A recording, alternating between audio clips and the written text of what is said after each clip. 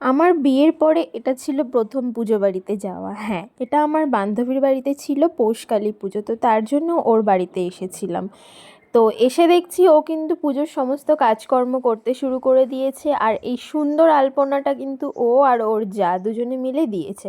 আমার খুব পছন্দ হয়েছে আলপনাটা।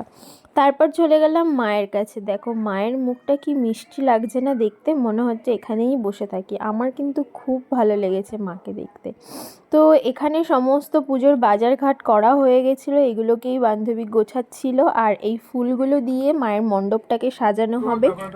এখানে এখন পুরো ব্রেনটা খাটানো হচ্ছে কিভাবে মায়ের মণ্ডপটাকে সাজানো যাবে। তো তারপরে কিন্তু অসীমদা অ্যান্ড এটা ওর ভাই দুজনে মিলে মণ্ডপটাকে এই দেখো সুন্দর করে সাজিয়ে নিয়েছে। খুবই ভালো লাগছে, পুরো মণ্ডপটা ফুল দিয়ে সুন্দর করে ডেকোরেশন করেছে। আর এখানে কিন্তু মিমি মালা গেঁথে দিচ্ছিল, কারণ মালায় কম পড়েছিল।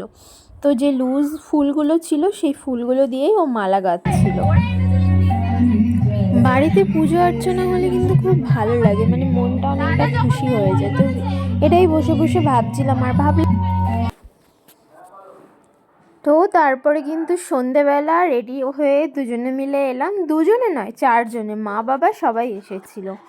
তো তারপরে এখানে বসে একটু সবার সাথে কথাবার্তা বললাম।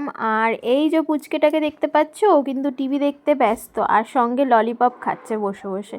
আর আমি এই ফাঁকে একটু ভিডিও বানিয়ে নিলাম সবার সাথে। তার রাত তো বেড়েই চলেছে, তো খাবারটা খেয়ে তো আমাদেরকে বাড়ি যেতে হবে, আর আমাদেরকে কিন্তু সেই সোদপুর আসতে হবে। তো তার জন্য আমি খাবারটা খেয়ে আমরা বাড়ির উদ্দেশ্যে ফিরলাম।